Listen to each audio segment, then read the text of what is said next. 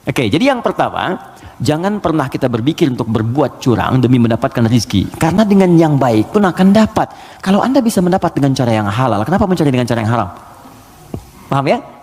Makanya Allah batasi kita jangan cari yang haram, rugi nanti kamu. Ya sudah, harus dikembalikan lagi kepada yang berhak. Setelah itu menderita juga. Coba bayangkan, bukankah kalau ada orang yang korupsi, ketahuan, ditangkap dia, dikembalikan lagi kemudian apa yang dia dapatkan? Kena TPPU. Ya, tindak pidana pencucian uang diambil semua kan? Itu saking sayangnya Allah, jangan menyebar rezeki yang haram. Ambil semua, ambil semua, ambil semua. Bahkan yang telah diinvestasikan pun tarik lagi, tarik lagi. Kenapa? Karena ini bersumber dari yang haram. Kalau yang haram berproses terus dipakai lagi kepada yang lain, maka haram akan menyebar keharamannya. Maka yang pertama, jangan takut kehilangan rezeki. Jangan takut, karena semua akan diberikan sesuai dengan janji Allah.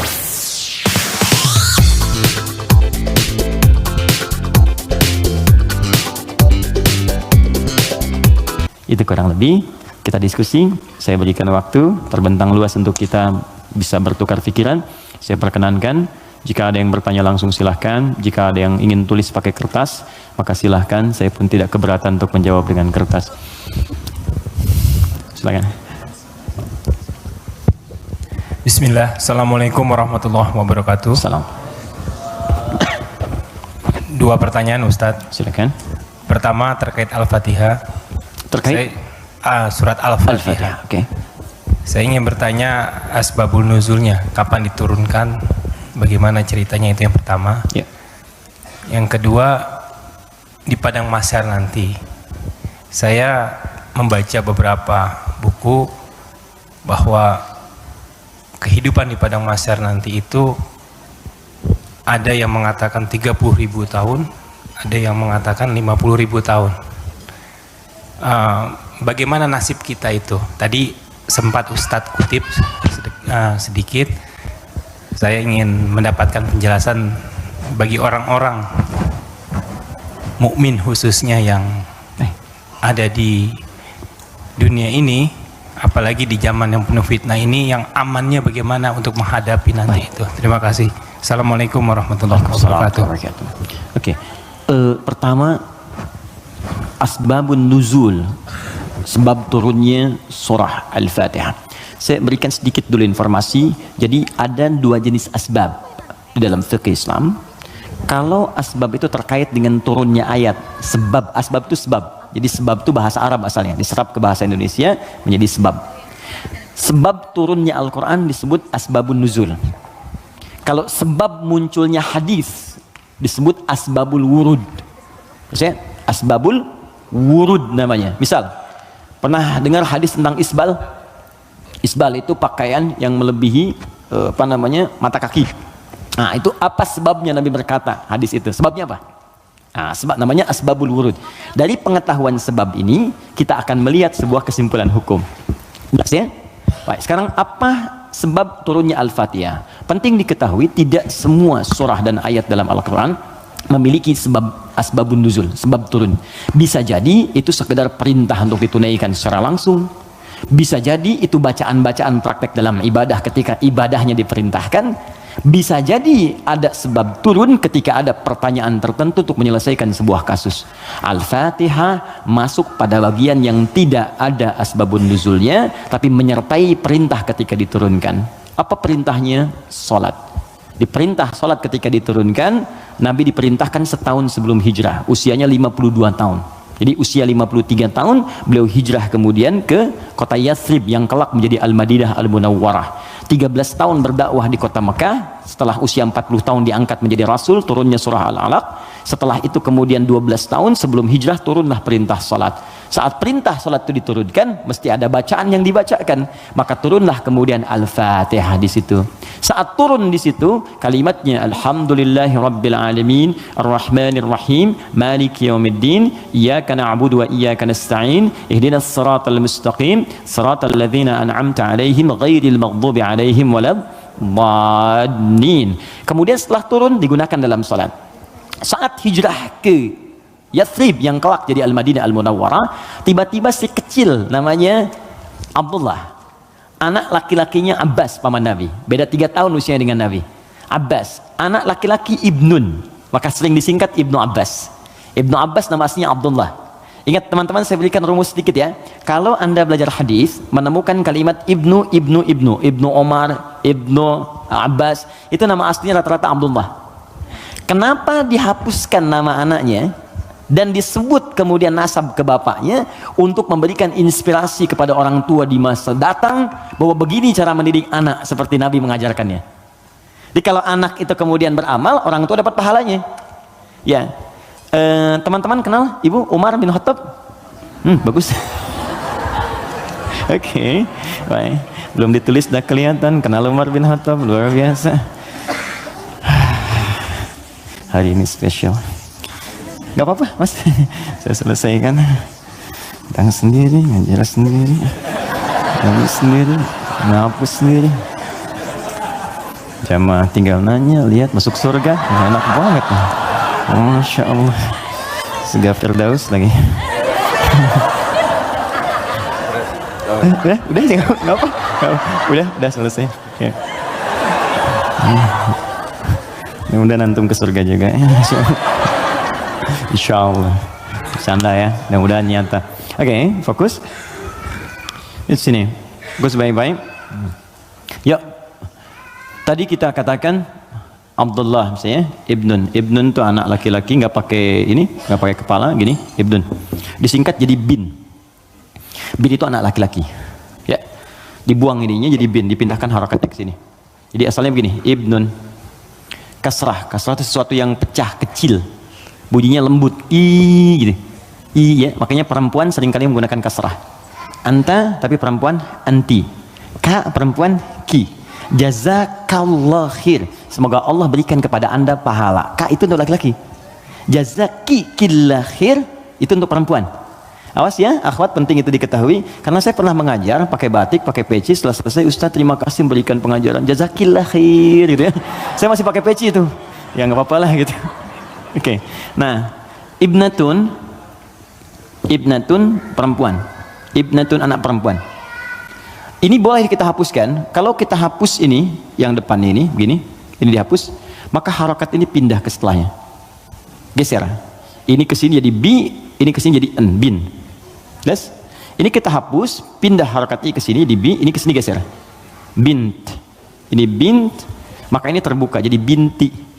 Ingat? Aisyah binti Abu Bakar. Binti itu maksudnya anak perempuan. Makanya ada Isa bin Maryam. Loh kok bin Maryam? Betul, Isa anak laki-lakinya Maryam, karena Maryam nggak punya anak perempuan. Jelas ya? Nah, di ilmu hadis, kalau ada ayah bisa mendidik anak dengan baik, maka nanti sebagai penghargaan bagi orang tuanya, nama anaknya akan dihilangkan, tidak disebutkan, cukup binnya saja nama ayah disebutkan. Umar punya anak namanya Abdullah. Ketika Umar didik dengan baik, saya ini kan pejuang, saya ini bersama Nabi, saya harus punya anak yang jadi ahli fikih supaya meneruskan perjuangan saya. Bapaknya cukupkan di mana-mana Nabi, anaknya nanti meneruskan ilmunya Nabi. Maka didik oleh Umar. Kalau Anda ke Madinah, ini Raudhah, ini masjid yang pertama awal-awal, sekarang karpetnya hijau semua. Kemudian di sini pintu Babus Salam, di sini makam Nabi, di sini mimbar. Ini pintu Baqi, di sini bab Jibril, pintu 46, bab Jibril. Nah, di sini ke sini ke Awali, di sini ada Baqi, di sini rumah istri-istrinya Nabi semua. Di depan pintu Jibril, bab Jibril. Ya, jadi kalau ada Sayyidah Aisyah, kemudian Sayyidah Zainab binti Jahsy, Saudah binti Zam'ah, semua istri Nabi tinggalnya di sini, depan ini persis. Kemudian di sini, ini ada Abu Ayyub Al-Ansari. Umar bikin rumah di sini. Bikin satu kamar untuk anaknya Abdullah, dihadapkan langsung ke tempat Nabi. Untuk belajar dari Nabi sebelum datang ke majlis ilmunya. Jadi kalau yang lain nunggu di majlis ilmunya Nabi, kalau anak Umar diajarkan oleh bapaknya sebelum Nabi bahkan ke majlis ilmu, sejak keluar dari rumahnya itu bisa melihat bagaimana Nabi jalan, bagaimana Nabi nengok. Makanya anaknya Umar banyak meriwayatkan hadis dari sejak kecil, meriwayatkan 2.800 hadis. Anaknya Umar. Siapa yang punya wasilahnya? Bapaknya. Untuk menghargai bapaknya ini, Abdullahnya dihilangkan di sini, maka disebut nama bapaknya Ibnu Umar, Ibnu Umar, Ibnu Umar. Seakan pesan kepada orang tua di masa datang, kalau kita ingin mendapatkan kebaikan dari Allah, maka didik anak kita dengan baik, kelak orang tuanya pun akan dikenang. Setiap hadisnya kita bahas satu, bapaknya ikut mendapatkan pahalanya. Itu poinnya. Ya. Nah, tadi Al-Fatihah itu tidak ada asbabun nuzulnya. Kemudian ketika sampai di Madinah, Ibnu Abbas, anaknya Abbas, ini persis sama juga. Abbas itu pengusaha, teman-teman. Pengusaha besar. Sebelumnya terjebak dengan riba. Dibebaskan oleh Nabi. Tinggalkan riba, kata Nabi, dibebaskan. Dan dahsyatnya ketika ribanya ditinggalkan, awal-awal kan turun tuh. Setelah itu naik 2 kali lipat dari sebelumnya.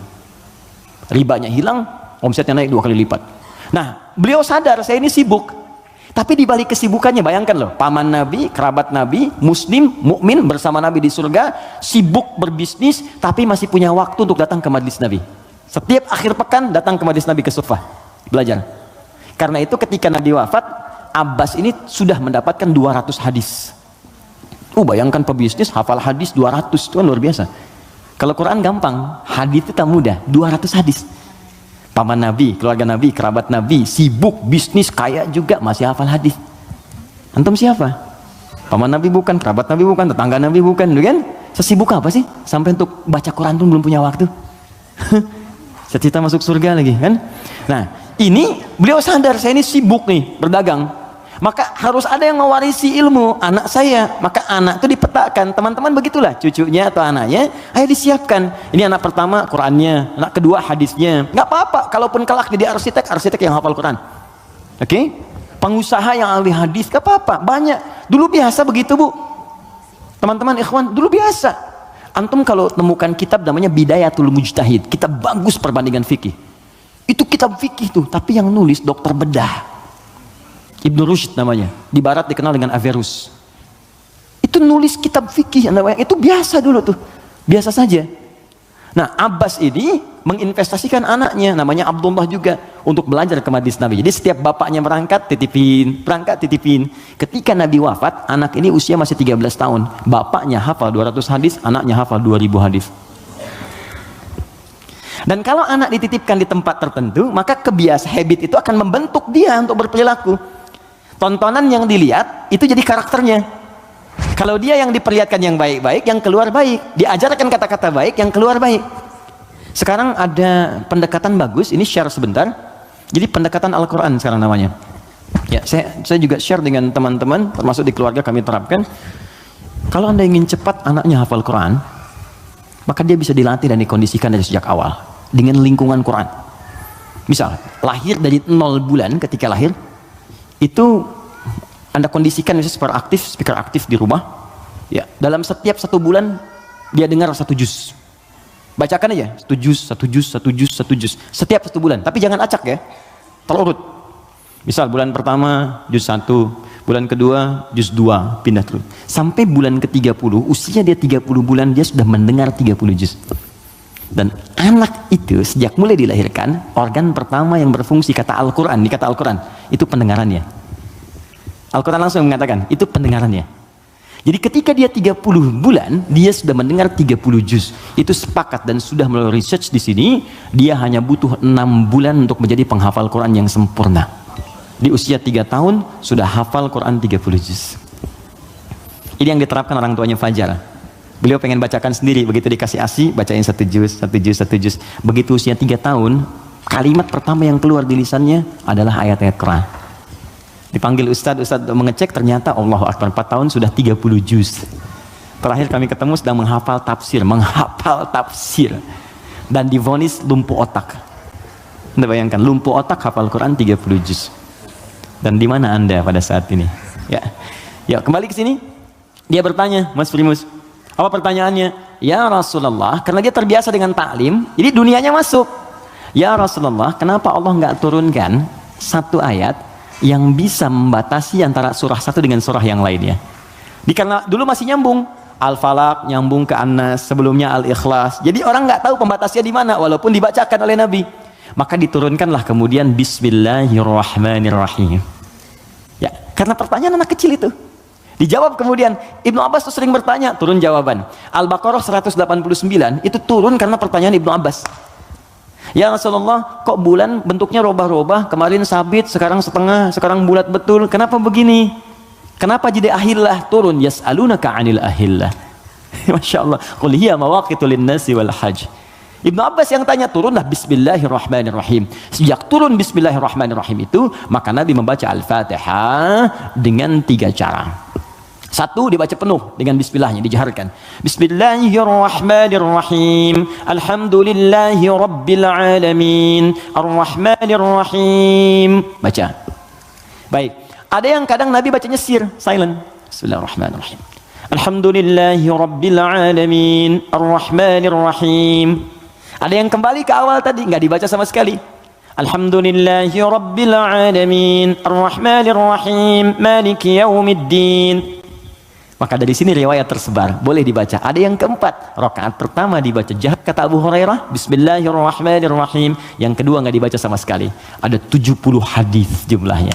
Maka disimpulkan oleh para ulama, cara membaca Al-Fatihah disepakati dituliskan di mushaf Bismillahirrahmanirrahim. Bismillahnya bisa dibaca dengan 4 cara. Jahar, kencang, sir, silent, tidak dibaca sama sekali, dibaca rakaat pertama, selanjutnya tidak. Semua riwayat tersambung kepada Nabi dan tidak ada kaitan dengan ormas tertentu. Oke? Karena saya pernah tugas di Mekah 2010 menyambut jemaah haji. Begitu datang depan Masjidil Haram, Isya imamnya Syekh Sudes. Ya, kan di situ mazhabnya Hambali, jadi disirkan. Bismillahirrahmanirrahim. Alhamdulillahi rabbil alamin. Komentar pertama makmumnya, "Wah, iki imamnya Muhammadiyah tuh."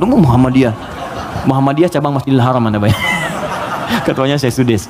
Jadi nggak ada hubungan baik NU Muhammadiyah atau yang kita berkomunikasi baik ya, kemudian saling bangun hubungan baik, tapi paham ilmunya. Jadi kesimpulannya tidak ada asbabun nuzul untuk Al-Fatihah, tapi hanya terkait untuk kebutuhan dalam menunaikan ibadah. Tapi kemuliaan fadilahnya diungkapkan kemudian oleh Nabi, dipraktikkan dalam kehidupan dan dirangkum oleh para ulama dalam kitab tafsir. Sampai sini bisa dipahami? Baik, suasana mahsyar. Pertama jawabannya wallahu taala a'lam bissawab, karena memang kita belum ke sana. Karena wallahu a'lam itu Allah yang tahu. Maka kita tanyakan kepada Allah, Allah turunkanlah kemudian paparan dalam ayat-ayat Al-Qur'an. Baik. Tentang suasana itu diturunkan satu surah. Surah ke-75. Surah Al-Qiyamah. Persiapannya diturunkan surah Al-Waqi'ah, surah ke-56. Waktu terjadinya diturunkan surah ke-31 ayat 34. Tentang kiamatnya, peristiwanya, persiapannya. Waktunya tidak diketahui, dirahasiakan supaya kita semangat untuk beramal dalam persiapannya. Makanya kalau Nabi ditanya kapan kiamat, Nabi balik tanya persiapan kamu apa ya. Jawaban Nabi, jangan sibuk pikirkan kiamat, sibuk pikirkan amalan dirimu untuk ke situ. Karena kiamat pun dirahasiakan oleh Allah supaya kita semangat untuk beribadah menyambut itu. Dan nggak akan ada umat Nabi Muhammad kemudian hidup saat kiamat, nggak ada. Semua akan diwafatkan yang soleh-soleh. Nggak akan mengalami itu. Nggak akan mengalami. Semua wafat. Maka turun Quran surah ke-31 ayat 34. Innallaha indahu ilmus sa'ah.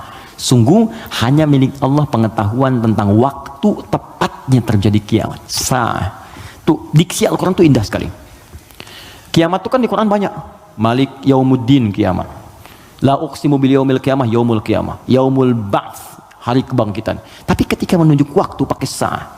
Innallaha indahu ilmus sa'ah. Sa'ah itu kalau sekarang jam. Di jam itu ada menitnya? Ada detiknya? Ada. Bahkan sampai ke menit detiknya hanya Allah yang tahu. Di sini ada 5 hak prerogatif Allah. 5 yang tidak diketahui oleh siapapun, bahkan even itu malaikat. Makanya di hadis Muslim nomor hadis ke-8, malaikat bertanya pada Nabi, "Mata sa'ah?" Kapan terjadi kiamat? Kata Nabi, "Mal mas'ulu anha bi'a'lama minas sa'il." Yang ditanya tidak lebih tahu daripada yang bertanya. Anda kan yang dekat dengan Allah, Anda yang tahu. Nah, ini ingin menegaskan bahkan saya pun malaikat yang paling dekat dengan Allah nggak tahu kapan terjadinya. Apalagi dukun yang kemudian tiba-tiba ada di bumi. Ya? Ahli langit pun nggak tahu masa ahli bumi kemudian tiba-tiba bisa menerawang. Ya, makanya kalau ada yang mengatakan kiamat akan terjadi tanggal sekian, bulan sekian, tahun sekian, udah abaikan aja. Ya, itu paling gampang, sudah jauhi. Saya di Garut dulu tahun 99, itu menjelang tanggal 9, bulan 9, tahun 99, tersebar isu akan terjadi kiamat. Sebagian ada yang sepi tuh, sepi di pasar Garut tuh, Tarogong sepi apa. Saya bilang, kenapa nggak pada beraktivitas? Isu kiamat menyebar. Tiba-tiba nggak terjadi, diundur katanya ke tahun 2012. Terjadi pengunduran kiamat, Anda bayangkan. Jadi itu poinnya. Jadi kalau waktu, jangan ditanya kapan terjadi. Yang penting untuk diketahui adalah persiapan kita apa. Dan paling dahsyat adalah jika terjadi perbuatan-perbuatan yang dengan perbuatan itu tanda-tanda kemudian kiamat itu semakin menuju dekat. Tapi dekat dalam pandangan Allah dengan kita berbeda. Satu hari bagi Allah hitungannya hari, bagi kita kan 1000 tahun. Ya kan? Bagi Allah dekat nih. Iqtarabatis sa'atu wansyaqqal qamar. Bulan telah terbelah, kiamat semakin dekat. Kiamat semakin dekat itu bukan saat Bang Deddy bikin sinetron. 15 abad yang lalu itu turun ayat, kiamat sudah dekat. Itu kalimat Quran. Kiamat sudah dekat 15 abad yang lalu. Cuman sudah 15 abad belum kejadian. Karena bagi Allah tuh gampang, tinggal 10 hari lagi, tinggal 7 hari lagi. Cuman sehari itu kan ribuan tahun. Jelas ya? Maka jangan dipikirkan waktunya. Tapi Nabi kemudian ditanya oleh malaikat, ma amaratuha, apa tanda-tandanya? Ya, idza talidal amatu rabbataha, jika sudah budak melahirkan tuannya, wa antaral khufatal arata, ya, jika seorang budak melahirkan tuannya, jika engkau melihat seorang penggembala bertelanjang kaki, telanjang dada, kemudian berlomba-lomba meninggikan bangunan, ya, budak melahirkan tuannya, itu ada yang menyebutkan suasana sudah mulai terbalik. Halal dianggap haram, haram dianggap halal, yang benar jadi salah, yang salah jadi benar, yang benar dibikin disertasi, dibikin tulisan ilmiah, ya, tiba-tiba dikalahkan oleh yang salah, gitu kan? Yang salah kemudian menyebar, jadi dianggap biasa. Jika sudah maksiat tingkat yang tinggi dianggap biasa, bukan yang rendah. Zina itu min sab'il mubiqat, 7 yang menyebabkan kehancuran, dosanya besar. Zina itu seperti pembunuhan, dosa besar. Makanya kalau ada yang menghalalkan dosa besar dianggap murtad, keluar dari Islam, dan dia harus bertobat. Harus bertobat. Makanya kita dorong dengan doa, diarahkan lagi, kan? Mungkin karena ketidaktahuannya, kan? Itu cara berpikirnya demikian. Saya tidak mengajarkan mencela, saya menjauhi itu. Ya, kita ajarkan dengan perasaan baik, kita doakan, tak ajarin lagi sepanjang dia masih hidup. Jadi kalau ada teman-teman yang diajak oleh orang lain terpengaruhi, kita sepanjang kita hidup, supaya kita saat ditanya oleh Allah, ringan jawaban kita itu aja. Ya, apa pernah ada Nabi mengharapkan umatnya ke neraka? Tidak. Lantas kenapa Anda memvonis dia sebagai ahli neraka? Alih-alih kita vonis, kenapa nggak kita doakan? Allah itu maha kasih, bukan hanya maha menghukum. Rahmat Allah lebih luas daripada hukumannya. Kenapa sekarang banyak sifat hukuman ditampilkan, kasih sayangnya dihilangkan? Yalah, doakan, share kebaikan, doakan saudari kita, doakan saudara kita, ajak kepada yang baik. Kalau ada berbuat maksiat, sampaikan. Bukan cuma kamu aja yang pernah bermaksiat, yang lebih buruk daripada kamu pernah ada, dan dia tobat. Masa orang jahiliyah tobat, kamu yang bukan jahiliyah nggak tobat? Nggak keren gitu. Bagaimana kalau wafat dalam keadaan maksiat? Apa kamu rela ibumu yang sudah mengandungmu melihat anaknya berbuat seperti ini? Kalau kamu kira-kira punya anak, mau nggak kira-kira anak kamu berbuat seperti ini? Seperti itu aja. Di ketika ada seorang minta izin untuk berzina, boleh nggak saya berzina ya Rasulullah? Ya, kata Nabi, bagaimana kalau kemudian ibumu berbuat seperti itu? Bagaimana kalau ibumu dizinai? Bapakmu dizinai? Ya, jangan ya Rasulullah. Ya, itu yang kamu zinai itu boleh jadi kemudian dia ibu bagi anak-anak orang lain. Jadi, seperti itu cara berpikirnya. Jadi kalau kita selalu mengangkat orang untuk mengarahkan pada kebaikan, maka dakwah ini akan semakin luas diterima dalam kemuliaan, dan beban kita pun akan berkurang. Ada saatnya hitam putih itu mesti muncul dalam perkara tauhid. Tauhid itu nggak ada abu-abu, hitam putih. Allah Tuhan, yang lain bukan. Selesai. Tapi fikih itu fleksibel untuk memberikan kemudahan. Sholat nggak bisa berdiri, duduk. Nggak bisa duduk, berbaring. Berbaring sulit, bergerak. Bergerak sulit, berkedip kan? Berkedip sulit, disolatkan. Semua ada turunannya. Ya, selesai sampai tuntas. Oke? Jadi waktu tidak ada yang tahu. Suasana disampaikan supaya kita merasakan dahsyatnya itu. Turun surah Al-Qiyamah. La uqsimu biyaumil qiyamah. Quran surah 75. Wa la uqsimu bin nafsil lawwamah. Kata Allah, saya bersumpah kiamat pasti terjadi. Dan saya bersumpah pada saat itu banyak yang menyesal dan mencela dirinya. Lawwamah itu pencela. Mencela, aduh kenapa saya nggak begini, nyesel saya begini. Sama kayak Anda misalnya punya masalah dengan pasangan, Anda marah-marah sama istri. Setelah itu Anda menyesal, ya kenapa saya mesti marah sih? Toh jelaskan, duduk dengan tenang juga bisa. Kenapa saya marah ya, saya menyesal ya Allah. Tapi biasanya pertama setan akan menghambat kita untuk berbicara dulu, ditahan, jadi diam-diaman gitu. Itu begitu tuh caranya. Itu di Quran ada, dan solusinya juga ada. Dan ada penyesalan setelah itu. Sama ke anak juga begitu. Anak berbuat salah terus kita marah ya. Kamu ini kemana nggak ngerti mama ya. Tapi setelah itu, ya Allah kok saya marah sih? Ya, kok saya marah sih gitu kan? Nah itu lawamah namanya. Mencela diri pada sesuatu yang tidak seharusnya terjadi. Hari kiamat lebih banyak lagi. Kenapa dulu saya nggak sholat? Kenapa dulu saya nggak beriman? Kenapa dulu saya begini? Itu kiamat. Dan itu sudah bukan ranah kita lagi. Kata Allah, kalian yang beriman wafat dulu supaya nggak melihat hiruk pikuk orang. Udah. Biarkan mereka sibuk menyesali dengan apa yang telah mereka kerjakan. Karena kamu dakwahi, nggak mau beriman juga. Diberikan 5 kali sehari petunjuk dari bangun tidur sampai tidur lagi. Nih Allah nih, syahadatlah, ayo sholat, ayo beramal. Ini Allah nih, Allahu Akbar, bahasa Arabnya. Ya asyhadu an la ilaha illallah, kan 5 kali kan? Dari bangun tidur sampai tidur lagi. Sepanjang hidup loh, setiap hari. Kurang apa lagi? Kurang apa lagi? Dan lafaz ini kenapa disebut adzan? Apa artinya adzan? Panggilan. Apa artinya panggilan? Adzan. Saya memanggil kamu kemarin, saya mengadani kamu kemarin. Tidak. Adzan itu panggilan, tapi bukan sekedar panggilan. Adzan itu seakar juga dengan kata udzun, jamaknya adzan, artinya telinga. Kenapa lafaz ini disebut dengan adzan? Karena Allah menjamin lafaz ini satu-satunya lafaz di muka bumi yang terus akan didengar oleh orang yang masih punya pendengaran di telinganya. 24 jam tidak berhenti. Makanya waktu adzan itu bisa berbeda di setiap tempat. Coba lihat, di sini adzan, nanti setelah saya Bintaro adzan, Tanah Kusir adzan, kan? Jakarta adzan, ke Bekasi adzan, sebelumnya ke Bandung, terus 24 jam. Itu Mesir selesai adzan, Libya adzan, Libya selesai Tunis adzan, Maroko adzan. Demikian terus 24 jam diperdengarkan supaya kita nggak punya alasan lagi di hadapan Allah Subhanahu wa taala. Makanya orang-orang yang nggak mau beriman sampai dengan kiamat dalam persepsi kita umat Islam, nanti yang beriman diwafatkan dulu supaya kamu nggak capek lagi melihat hidup pikuk mereka. Kamu istirahat aja nanti sampai saat hisab selesai. Jadi begitu kiamat terjadi, kacau semuanya. Yang sedang disebutkan di surat Abasa itu, ya, bagaimana seorang yang mengandung tiba-tiba bisa keguguran. Ya yauma yafirul mar'u min akhi wa ummihi wa abi wa fasilatihi tuwi, ya, wa man fil ardi jami'a. Semua orang nggak akan ingat, Pak. Kata Al-Qur'an saking dahsyat, jangankan gini ya, maaf. Gempa terjadi. Apa Anda masih bisa ingat dengan teman-teman ini? Demi Allah saya katakan, gempa goyang dikit dah keluar, lari semua. Masing-masing menyelamatkan dirinya. Dalam bahasa Arab, sekali gempa disebut zilzal. Kalau digoyang, idza zulzilatil ardu, sekali. Ya, sekali, kalimatnya sekali. Zulzilatil ardu itu artinya goncangannya menghancurkan yang atas, hancur semua ke bawah. Jelas?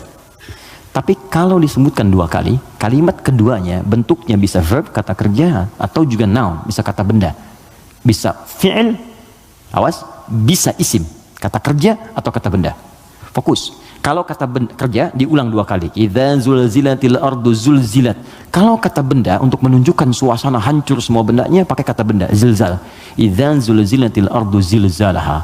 Kalau disebutkan dua kali itu bukan yang atas hancur ke bawah, tapi yang di bawah naik semua ke atas. Push. Kata Allah, kalau semua orang sudah nggak peduli dan menganggap biasa gempa-gempa dengan skala-skala tinggi yang menghancurkan yang atas hancur ke bawah, sudah nggak peduli dianggap biasa. Udah jadi berita aja, gempa Ambon sekian, gempa Palu sekian, gempa Aceh sekian, gempa sudah biasa. Nanti saya akan datangkan gempa yang tidak biasa yang membuat semua orang baru merasakan apa yang terjadi. Saya naikkan semua yang dibawa ke atas. Wa akhrajatil ardu athqalaha. Baru orang berkata, wa qalal insanu malah. Ini ada apa ya? Ada apa ya? Anda ini dikasih gempa biasa aja, yang biasa itu semua keluar, lari. Bursa efek keluar, yang di pegawai ini keluar, pekerjaan kantor ini keluar semua karena ketakutan. Nanti mau lari kemana? Karena yang di bawah ini diangkat ke atas semua. Saat itu kita sudah nggak ada. Karena orang beriman oleh Allah tuh diistirahatkan. Istirahat dulu aja, biar hancur semua dulu, baru dibangunkan lagi. Muncul lagi. Itu di surah Qiyamah. Al-Qiyamah, suasananya di Abasa ada. Terus cara berbekalnya, bukalah kemudian surah Al-Waqi'ah. Makanya sering kita diminta baca Al-Waqi'ah. Kan berurut tuh, 55, 56, 57 kan? 55 apa? Ar-Rahman, kan? Nah, jangan dibaca saat pernikahan aja, ya. Saat lamaran baca Ar-Rahman. Sekarang tuh keren, tapi saya senang bagus-bagus sekarang pakai Al-Quran, ya. Sampai ada seorang kiai kedatangan 3 orang, ya, untuk melamar putrinya, cantik, bagus, soleha. 3 orang datang melamar, pertanyaan pertama Quran. Anda siapa namanya? Saya Anas, Pak. Bagus, baca surat Anas. Anas. Ya bagus katanya. Yang kedua siapa namanya? Saya Torik, Pak. Ya, baca At-Torik. Baca bagus ya. Yang kedua belum disuruh udah pucat tuh. Adik siapa namanya? Saya Imran, Pak. Tapi dia pintar. Tapi panggilan sehari-hari kulhu, Pak.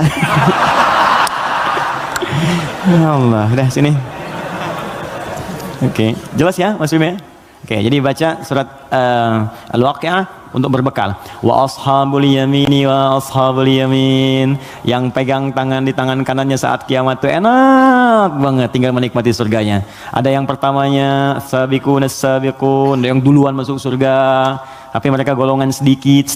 Jangan diratapi ya sedikit saya nggak masuk. Bukan, masuklah ke dalam golongan sedikit itu. Nanti ditafsir di ayat lain, bagaimana cara masuk ke dalam golongan itu? Ditafsir di An-Nisa, Quran surah keempat ayat 69, paling kanan pertengahan. Wa may yuti'illaha wa rasul, siapa yang mau taat kepada Allah dan Rasulnya, faulaika ma'al ladzina an'amallahu 'alaihim, maka mereka akan disertakan dengan golongan sedikit. 4 golongan saja. Minan nabiyyina, dengan semua nabi. Jadi ada orang yang tinggal di surga sekomplek dengan semua nabi. Dari Nabi Adam sampai Nabi Muhammad SAW. Enak tuh. Kamu tinggal di mana, akhi? Surga biasa. Tangganya siapa? Ya, depan saya Nabi Ibrahim. Masya Allah. Belakang saya Nabi Musa, samping kiri saya ganteng-ganteng Nabi. Dulu kan ente nonton ganteng-ganteng serigala, ganteng-ganteng Nabi. Nabi Yusuf. Kanan saya Nabi Muhammad SAW. Nah, itu yang bisa menyatu dengan itu 3 golongan. Ya, siapa dia? Siddiqina wasyuhada'i wassalihin. Siddiqin itu orang jujur. Yang dimaksud jujur di sini adalah jujur mempraktekkan bimbingan Quran dimanapun dia berada. Anda misalnya aktif di dewan, kata Quran jujur, praktekkan jujur. Benar, jaga kebenaran, tawadhu, sabar, praktekkan semuanya. Sampai wafat, gak apa-apa, capek itu wajar. Capek itu emang dunia untuk capek. Dunia itu tidur aja capek. Sementara aja. Nanti kalau sudah selesai, tenang kita. Dunia ini capek, sedang tidur dibangunin capek. Nanti kalau sudah selesai, gak akan bisa dibangunin lagi. Benar. Memang tempatnya capek, baru tidur, bangun lagi. Ntar kalau udah tugas kita selesai, beres, tinggal nunggu aja akhirnya begitu selesai. Wah enak. Gak akan bangun lagi. Kalau udah selesai dibangunin juga percuma, gak akan bangun. Nah udah istirahat, waktunya tiba. Gak apa-apa, capek dulu aja. Ada waktunya kita tinggal menenun dan mendapatkan apa yang kita telah tenun selama ini. Tenun di dunia dan panen saat kita kembali kepada Allah. Makanya orang-orang baik itu saat meninggal itu ditampakkan pahalanya. Sehingga itu ya betul. Nah, jadi saat mendapatkan itu, penampakan pahala, tenang dia, nyaman. Karena nyaman itu udah gak ingat meninggal. Karena nggak ingat itulah perasaannya tenang, seakan-akan tenang, nggak sadar, udah lepas dari rohnya. Itu ada di Quran di surah ke 89 ya, di 89 di ayat ke-27 sampai 30. Al-Fajr. Ya ayyatuhan nafsul mutmainnah, irji'i ila rabbika radiyatan mardiyah. Hei jiwa yang sedang tenang ya tenang aja, tenang ngelihat pahalanya. Banyak ya Allah, alhamdulillah. Lagi tenang-tenang begini tiba-tiba diambil ya nyawanya. Selesai. Irji'i ila rabbika radiyatan mardiyah. Cepat pulang ke sini kepada Rabbu. Aku ridho dengan amalmu, engkau pun akan ridho dengan pemberianku. Fadkhuli fi ibadi, engkau masuk dalam golongan hambaku terbatas. Wadkhuli jannati, aku siapkan surga untukmu dari sekarang. Semoga kita diberikan bagiannya insyaallah. Assalamualaikum Ustaz, Assalamualaikum warahmatullahi wabarakatuh. Bagaimana caranya untuk mempunyai self control yang baik? Saya merasa saya selalu mendapatkan apa yang saya mau, tapi ada satu kendala sehingga saya tidak bisa mendapatkan hal tersebut. Bagaimana supaya saya bisa mengendalikan ego saya? Baik, ada 2 caranya. Pertama, Al-Quran menganjurkan untuk merenungkan setiap tindakan yang kita lakukan, akibatnya akan seperti apa. Merenungkan akibat dari sebuah tindakan disebut tadabbur namanya. Beri dabara, sesuatu yang di belakang, tadabbur. Jadi kalau mau berbuat, difikirkan dulu. Ya. Makanya ada kisos di Islam. Kisos itu diturunkan sebetulnya untuk merenungkan. Sebelum berbuat, rasakan hal yang sama saat Anda kemudian mendapati itu. Turunlah Quran surah kedua, Al-Baqarah, dari ayat 178 sampai kemudian ayat ke 182. Sebelum sampai kemudian di ayat 183-nya untuk puasa. Di rangkaian ayat itu Allah menyampaikan ketika Allah buka dengan kalimat kutiba alaikumul qisasu fil qatla, nanti Allah sampaikan walakum fil qisasi hayatun ya ulil albab. Hei orang-orang yang masih punya pikiran, saya turunkan kisos ini sebetulnya supaya kamu merasakan kalau kamu berbuat begitu bagaimana resikonya. Makanya turun, cubit lagi. Kemudian pukul lagi. Kalau ada yang bunuh lagi. Jadi tahu resikonya supaya merasakan kalau punya akibat begitu bagaimana. Di pelajaran pentingnya bukan karena kisosnya, kata Allah itu bisa menjaga nilai kehidupan. Jadi kalau orang tahu kalau mencoba membunuh akan dibunuh lagi, dia gak akan membunuh. Gitu. Kalau orang tahu merasakan rasa kesakitnya dicubit, dia gak akan nyubit. Karena itu kata Quran, bahasa paling damainya adalah pikirkan dulu sebelum berbuat. Apa akibatnya? Nah sekarang coba teman-teman yang egonya nggak bisa dikontrol misalnya kan, coba pikirkan dulu. Kalau kira-kira orang lain menerima perlakuan seperti yang Anda lakukan sekarang, bagaimana rasanya? Anda diperlakukan begitu seperti apa? Istri mau marah sama suami mau marah sama istri, sebelum marah pikirkan dulu, kira-kira kalau saya marah, bagaimana perasaannya? Kalau saya dimarahi, bagaimana rasanya? Itu yang pertama. Kalau itu belum bisa meredakan sedikit, karena memang setan menguasai, maka Nabi berikan jalan. Pertama, fasta'idz billahi minasyaitonir rajim. Istighfar dulu. Minta kepada Allah supaya dijauhkan dari setan. Kalau bahasa doanya, Rabbi inni a'udzubika min hamazati syayatin wa a'udzubika ayyahdurun. Kalau bahasa kitanya, saya nggak hafal Ustaz bahasa Arabnya, boleh pakai bahasa Indonesia. Ya Allah, mohon lindungi aku dari pengaruh setan sekarang ya Allah. Jangan sampai dia hadir menguasai jiwaku. Ya, kalau belum reda, sedang berdiri, duduk kata Nabi. Duduk belum selesai, berbaring sebentar, pikirkan dulu. Belum tenang, wudu, karena api hanya bisa dipadamkan dengan air. Pelan-pelan, pelan-pelan, pelan-pelan. Yang terakhir, kalau belum mempan juga, perhatikan bahasanya, indah sekali. Bagaimana kalau sangat Anda sedang tidak bisa mengontrol ego itu, lalu Anda berbuat maksiat, Anda wafat.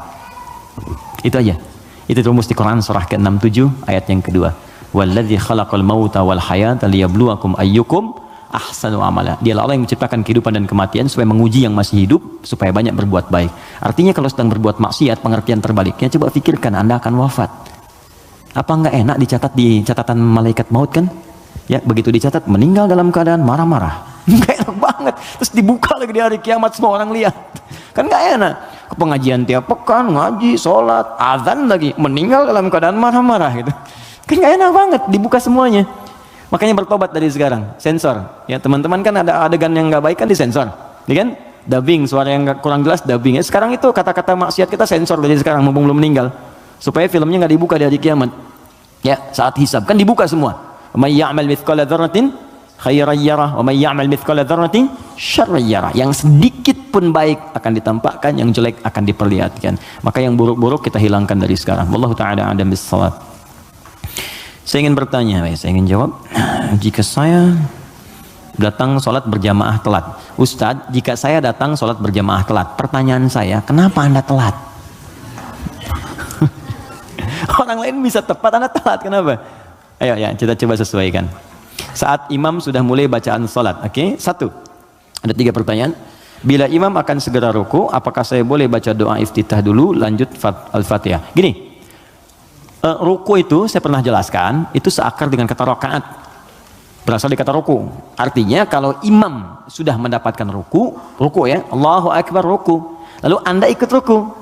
Nah kalau Anda sudah ikut ruku itu artinya Anda dapat 1 rakaat, paham ya? Dapat 1 rakaat. Nah sekarang persoalannya adalah ketika imamnya masih berdiri terus tahu akan ruku dari bacaan jahar kelihatannya ya, walam yakul lahu kufuwan ahad, mau ruku nih, Anda datang takbir Allahu Akbar, apa yang harus saya lakukan Ustaz? Kalau masih sempat baca Al-Fatihah 3 ayat saja, Bismillah, Alhamdulillah, Ar-Rahmanir-Rahim, langsung ke Al-Fatihah, lewati iftitahnya langsung Bismillahirrahmanirrahim, Alhamdulillah Rabbil Alamin, Ar-Rahmanir-Rahim, langsung takbir lagi, kemudian ruku, ikuti imam. Itu sah. Kenapa? Karena ukuran surah dalam Al-Quran yang paling pendek itu 3 ayat, Al-Kautsar, Inna a'tainakal kautsar fasalli rabbika wanhar inna syani'aka huwal abtar. Mengambil ukuran terpendek. Jadi kalau kita bacakan 3 ayat di Al-Fatihah ini sudah cukup, langsung ruku. Tapi kalau imamnya ruku, Anda datang, maka itu sudah selesai, maka Anda langsung takbir Allahu Akbar, langsung ruku. Contoh, boleh? Depan. Bismillah. Silahkan di sini menghadap ke sebelah sini saja, biar netral sedikit. Sebelah sana. Ruku, Mas Dimas, mohon izin. Ini ruku ya. Saat ruku ini, mohon izin, boleh? Ya, antum, bukan yang belakang. Bismillah. Jangan begini, sedang ruku, imam. Maju sedikit Mas, mohon izin luruskan ya dengan meja ke sini.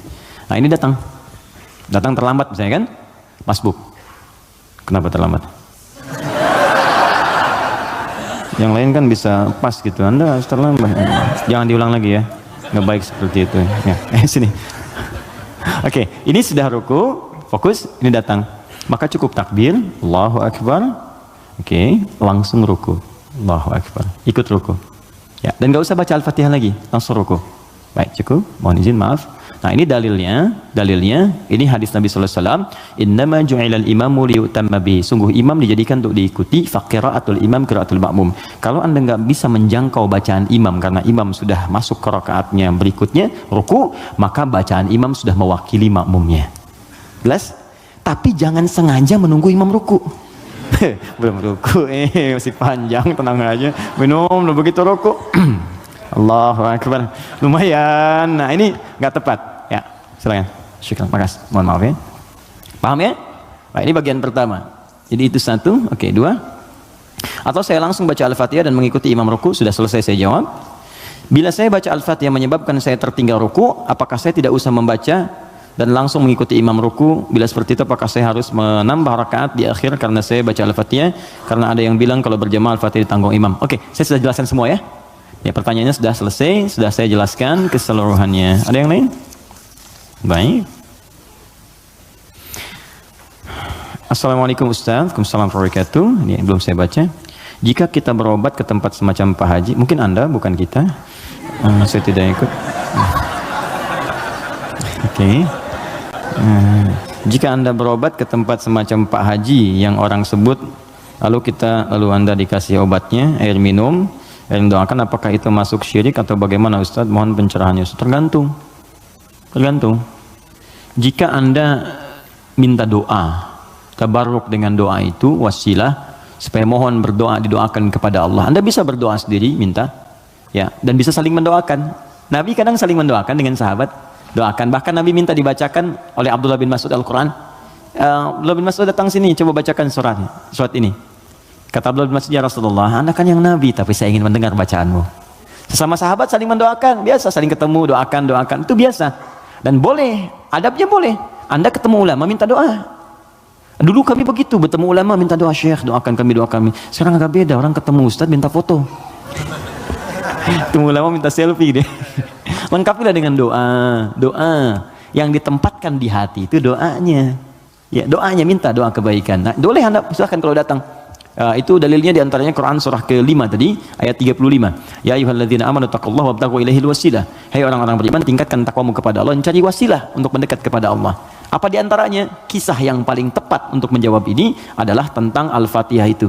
Jadi ada seorang yang sakit tadi, ya, kepala suku di Arab, sakit kemudian zaman itu, lalu dia minta kepada para sahabat, ngutus ajudannya, ya, untuk bertanya, ada nggak yang bisa menyembuhkan? Kata sahabat, Allah yang sembuhkan. Datang didoakan dengan baca Al-Fatihah. Itu kan paling gampang. Ketika didoakan itu dengan baca Al-Fatihah, sembuh. Saat sembuh itu dikasihlah kemudian kambing beberapa ekor. Takut, dibawalah kepada Nabi. Ini indah sekali.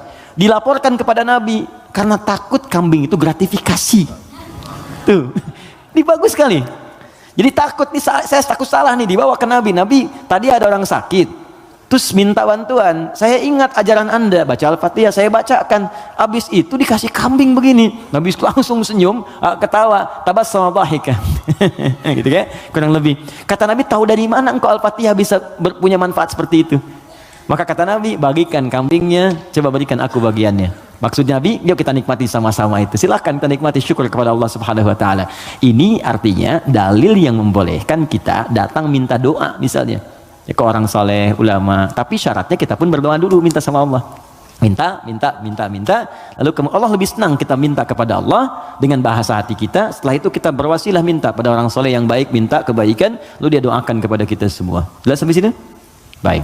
Kalau ada yang khusus semacam tertentu, ada pengaruh jin atau apa, biasanya dia diangkat tuh, mengangkat sesuatu yang bukan dari tempatnya. Ini bukan dari tempatnya, saya angkat, ini spidol, tempatnya bukan dalam gelas, lalu saya angkat. Jin tempatnya bukan di tubuh kita, kita angkat. Bahasa Arabnya raka, ya, raka atau raka yaraki tarqiyatan wa ruqyatan, maka disebut ruqyah namanya.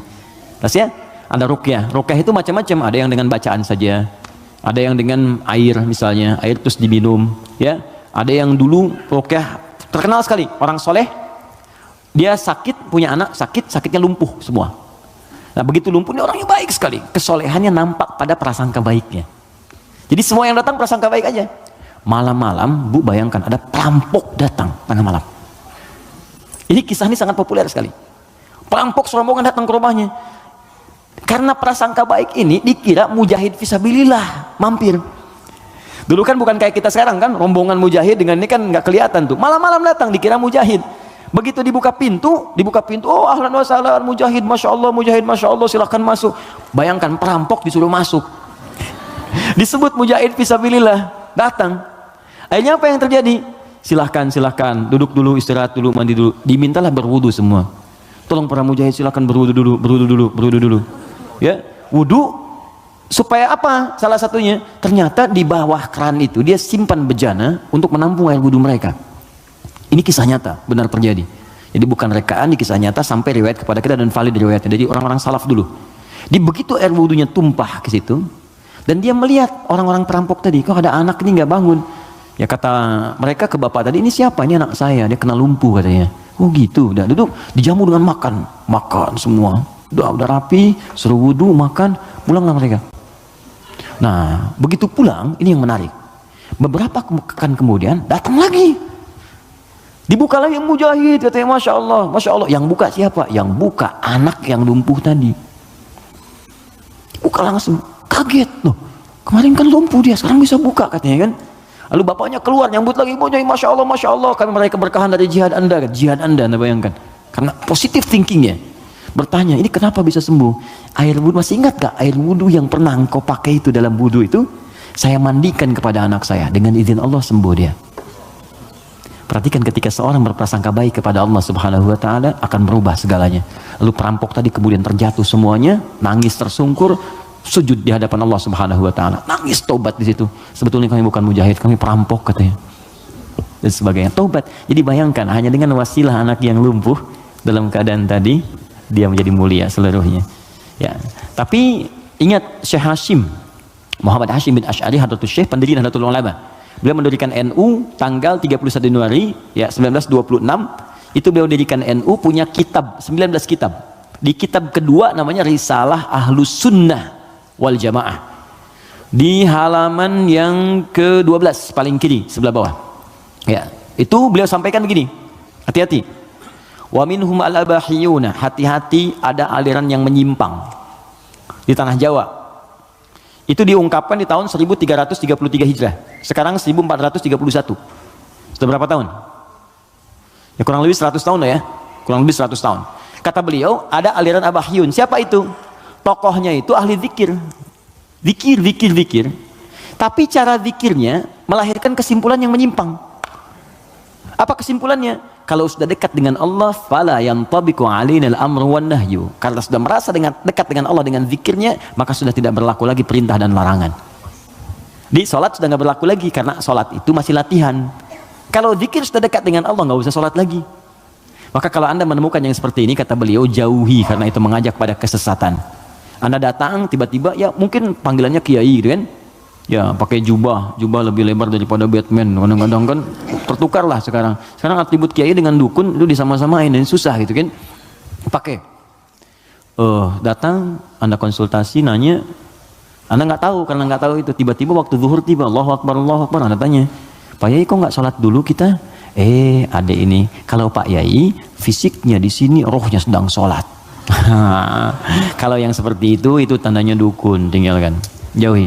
Ya, kata beliau disebut sesat, kata beliau ya. Ada kawan kami titip pertanyaan, baik titipkan jawaban kepada beliau. Dulu dia pencaharian utamanya jadi bandar judi. 2 tahun lalu dia tobat, alhamdulillah mau hijrah. Dia membuat bisnis kain yang bidangnya halal, sembako. Tapi sumber modalnya masih dari sumber judi. Waduh. Ya. Pertanyaan, apakah bisnis sembako tersebut otomatis haram juga? Jika ya, bagaimana cara membersihkannya? Sedangkan itu mata pencarian dia satu-satunya. Quran surah ke-51 ayat 22. Paling kanan pertengahan. Wa fis samaa'i rizqukum wa ma tu'adun. Hei seluruh manusia, sebelum engkau lahir, rezeki kamu telah aku tetapkan di langit dan aku janjikan akan diberikan. Kaidah pertama. Dikata Allah, rezeki kita itu sudah teratur, nggak akan tertukar. Nggak akan tertukar. Ada putri yang tertukar, ada menteri yang ditukar, tidak ada rezeki yang tertukar. Rezeki nggak ada yang tertukar. Jadi ini pun memberikan pesan kepada kita, jangan pernah mencuri. Jangan pernah mencuri karena buang-buang energi. Ya mohon maaf, nggak akan pernah rezeki kita diambil orang, pasti balik. Pasti balik. Hanya ada rezeki orang dititipkan pada kita, itu ada. Ini rezeki saya bukan minuman ini? Bukan. Rezeki saya itu kalau sudah masuk ke dalam kerongkongan saya. Mungkin ini rezeki orang, cuman di atas namakan saya saat ini ada di sini. Kalau saya nggak minum, kan yang minum orang lain. Bisa Mas Dimas, bisa yang lain dan sebagainya, gitu kan?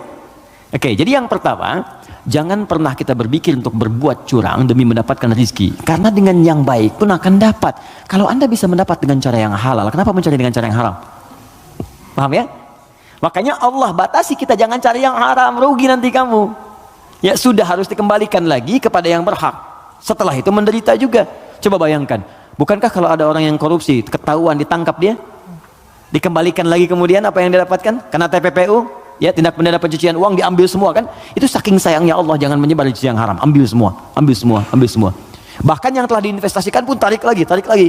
Kenapa? Karena ini bersumber dari yang haram. Kalau yang haram berproses terus dipakai lagi kepada yang lain, maka haram akan menyebar keharamannya. Maka yang pertama, jangan takut kehilangan rezeki. Jangan takut, karena semua akan diberikan sesuai dengan janji Allah. Nah, bagaimana cara kita mendapatnya? Turunlah Quran surah ke-2 Al-Baqarah ayat 168, paling kanan sebelah bawah. Ya ayyuhan nasu, hai semua manusia, kulu mimma fil ardi halalan thayyibah. Tuh. Hai semua manusia, kalau ingin dapat rezeki maka kerja. Ayo cari makan. Allah cuma minta bergerak aja, kerja. Kalau ada keluar dari diri kita untuk bekerja, bergerak aja, rezeki turun. Silakan kreatif, sekarang banyak kreativitas. Ada yang dengan peluit, 2.000, makasih Pak. 5.000, makasih Om.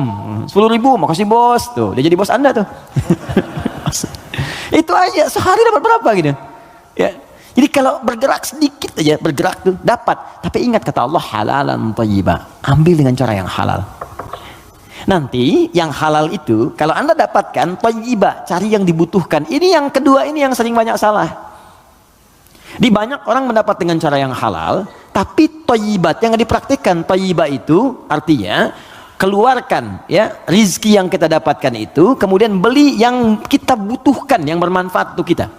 Di pola konsumtif itu kata Al-Quran, kalau mau benar-benar yang dibutuhkan bukan yang diinginkan. Gak setiap yang diinginkan itu mesti didapatkan, beban hidupnya tinggi nanti. Ya ini kalau haus butuh apa? Minum. Jadi minuman yang ada kan kita bisa minum. Jadi kadang karena orang selalu menginginkan yang tidak ada, jadi berat tantangannya. Karena rumus fisika juga begitu. F1 sama dengan F2, gaya gerak sama dengan gaya dorong. Apa yang kita dapatkan itu yang keluar. 5.000 cukup untuk beli teh manis, kan 20.000 buah naga, kan? Nah tapi ingat, kalau Anda punya 5.000 tapi pengen yang 20.000, maka rumusnya berubah jadi hukum Pascal. F berbanding lurus dengan P, gaya berbanding lurus dengan tekanan. Semakin banyak gaya, semakin tertekan hidupnya. Poinnya, kalau gaya Anda begitu ya susah hidupnya. Makanya Quran katakan gaya itu disesuaikan dengan pendapatan. Apa yang didapatkan, cari yang dibutuhkan. Gak semua yang pengen mesti dibeli. Nasi goreng Kebon Siri yuk jam 11. Ya Anda tinggal misalnya di Bekasi, pengen ke nasi goreng Kebon Siri, paksain padahal yang keliling banyak gitu kan. Kejar sampai ke sana, macet-macetan. Nikmati aja, entah kita nikmati di sana, nyampe sana tutup. Gak dapat apa-apa. Paham ya? Nah, jadi itu poinnya. Jadi berusaha dengan cara yang halal, Allah kirimkan rezekinya. Apalagi Anda orang beriman. Kalau orang beriman, apalagi tadi hijrah, sudah tobat, itu seketika Allah jamin. Pindah surahnya, pindah ayatnya ke ayat 172. Quran surah kedua, ayat 172. Perhatikan ayatnya. Ya ayyuhalladzina amanu. Kita 13 menit menuju zuhur. Hai orang-orang yang telah punya iman, kulu min thayyibati, jangan pernah pikirkan yang haram. Ingat ya? Lihat sini, kata Allah, jangan pernah pikirkan yang haram. Kalau Anda nggak pernah pikirkan yang haram, maka saya akan kirimkan ma razaqnakum, kami yang kirimkan rizkimu, bukan engkau yang sulit untuk mendapatinya. Jadi orang beriman tuh kalau nggak pernah pikir yang haram, Allah cepat datangkan. Datang, nanti berkahnya ditambah. Kalau berkah sudah tambah, dapat 100.000 pun sebulan cukup. Saya pernah ke kelas namanya. Kelas tuh habis, di Google aja nggak ada. Anak saya yang kecil pengen gembala kambing. Jadi dia dengar kisah Rasulullah menggembala kambing, pengen kambing. Kita bawa ke sana.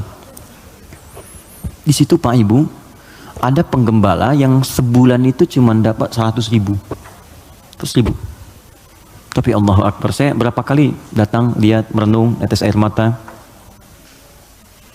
Itu setiap datang, Pak, yang nggak ada tuh ada gitu.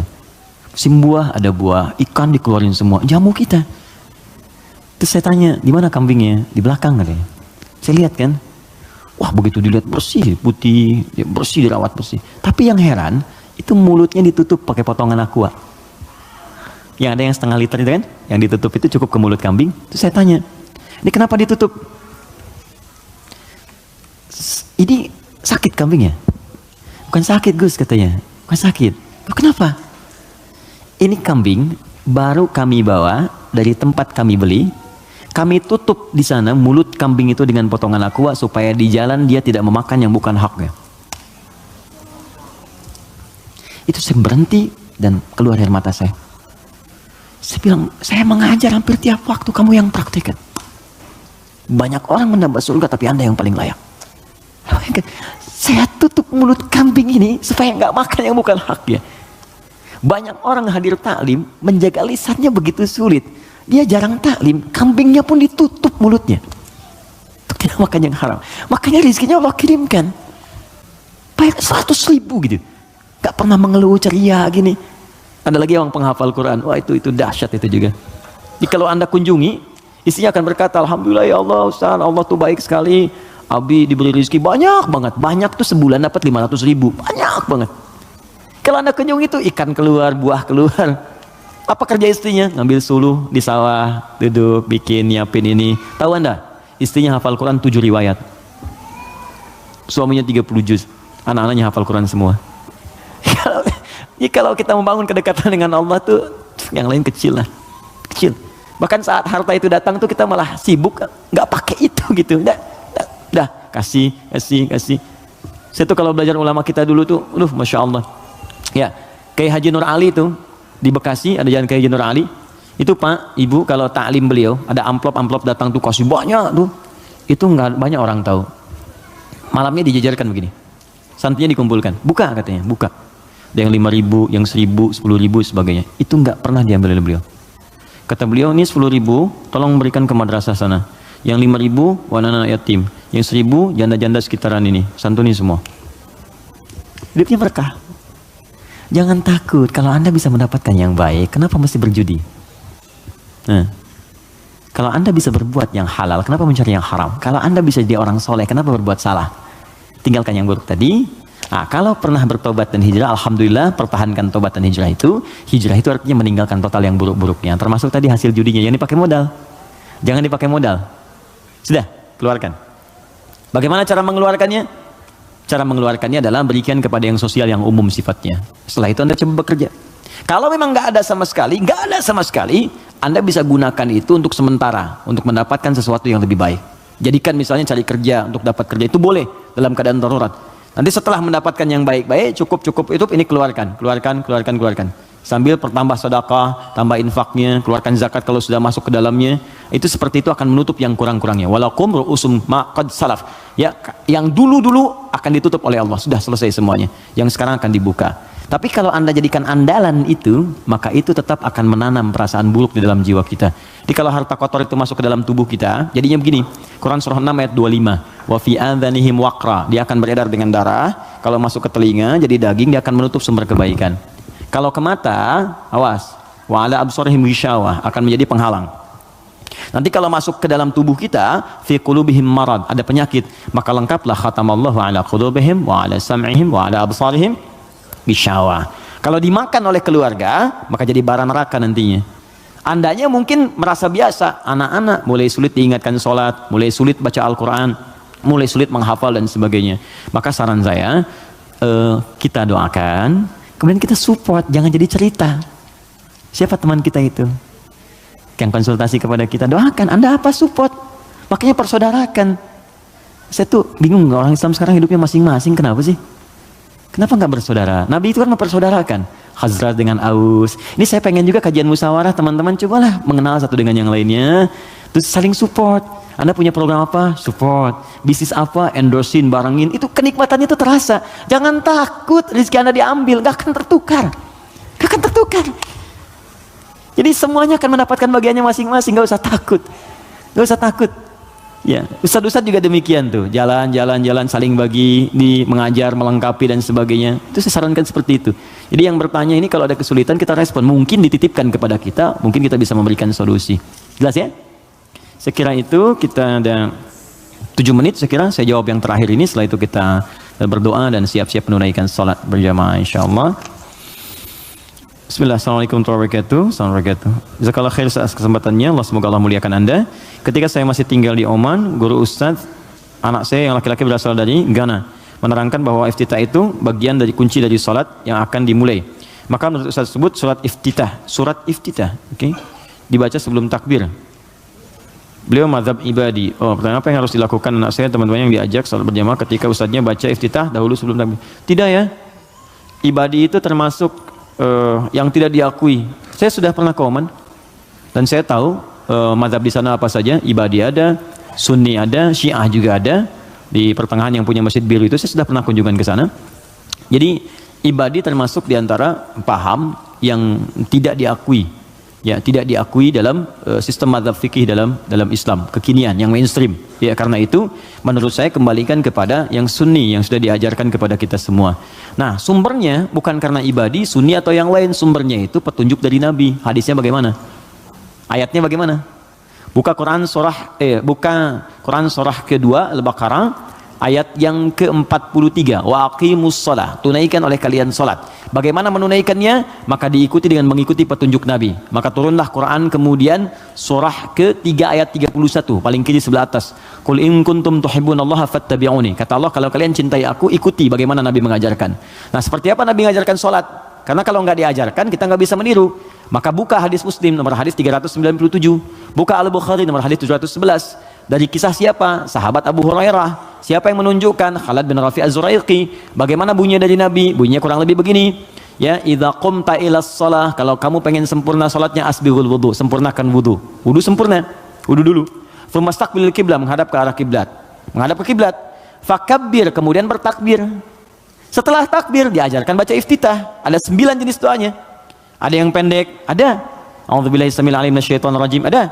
Ada misalnya yang gabungan, ada yang agak panjang, Allahumma ba'id baini wa baina khataayaya, ada yang Allahu akbar kabira walhamdulillahi katsira subhanallahi bukratan wa asila. Ini satu doa. Kalau Anda bacakan lagi wajjahtu, itu dua doa digabungkan jadi satu. Ya. Ada 9 jenis doa iftitah itu, panjang sekali. Yang panjang, pendek. Kenapa ada pendek, menengah, panjang? Supaya sesuai kondisi. Jadi kalau kita sedang buru-buru di perjalanan, di airport misalnya, atau di stasiun, kita sedang menunggu misalnya kereta atau pesawat sedang tunggu, jangan yang panjang-panjang, yang sedang aja, yang pendek. Allahu akbar kabira alhamdulillahi katsira subhanallahi bukratan wa asila, langsung Al-Fatihah, kan? Atau kita bacakan a'udzubillahi samil alim minasyaitonir rajim, dah langsung Al-Fatihah. Ya, pendek sekali. Ya, jadi begitu kita kemudian bacakan, masuklah Al-Fatihah. Tsumma Fatihatul Kitab, kemudian baca Al-Fatihah. Tsumma qra' ma tayassara minal Qur'an, kemudian bacakan apa yang paling ringan yang bisa kita bacakan. Surat pilih setelah Al-Fatihah. Tsumma falyarka, setelah itu kemudian kamu ruku. Ya, hatta tatma'inna raqian. Jangan dulu kamu bangun sampai kamu tenang rukunya. Semuanya lengkap. Dijelaskan dari awal, dari wudu sampai salam selesai, dan tidak pernah dijelaskan oleh Nabi baca iftitah sebelum takbir. Ya, iftitah itu tempatnya setelah bertakbir. Takbir baru iftitah. Adapun Anda ingin baca bismillah sebelum takbir, boleh. Mengambil hadis umum. Apa hadis umumnya? Kullu amrin dzibalin la yubda'u fi bismillahirrahmanirrahim fa huwa abtar. Setiap perbuatan baik yang tidak dimulai dengan bismillah maka terputus nilai pahalanya. Ustadz, tapi kan Nabi nggak contohkan. Tahu dari mana? Nabi nggak contohkan. Itu bukan nggak dicontohkan, saking jelasnya nggak usah dicontohin lagi. Paham? Pernah Anda lihat Nabi makan apel baca bismillah? Pernah Anda lihat Nabi baca pakai pakaian baca bismillah? Tidak ada hadis contohnya. Tapi kalimat umumnya ada. Untuk makan, baca bismillah, makan apa saja. Gak usah dirinci. Jadi semua perbuatan baik itu dalilnya. Jelas ya? Tapi sholatnya dibuka dengan takbir. Baru dimulai hukum sholat itu saat dibuka dengan takbir. Ditutup kemudian dengan salam. Kalau digoda setan, ta'awudz ada. Fasta'idz billahi minasyaitonir rajim. Makanya ada orang sebelum sholat baca ta'awudz. Ada yang baca An-Nas. Karena dia berdoa minta supaya setan dijauhkan dari pengaruhnya saat sholat. Paham di sini?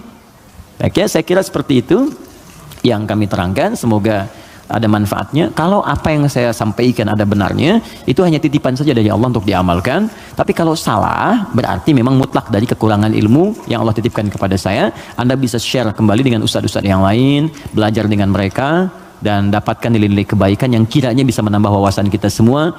Pesan saya, jangan saling mencela, jangan saling merendahkan, belajar yang baik, saling tolong-menolong dalam kebaikan, bersahabat yang baik. Mungkin itu yang bisa memberikan hidayah dalam hidup kita.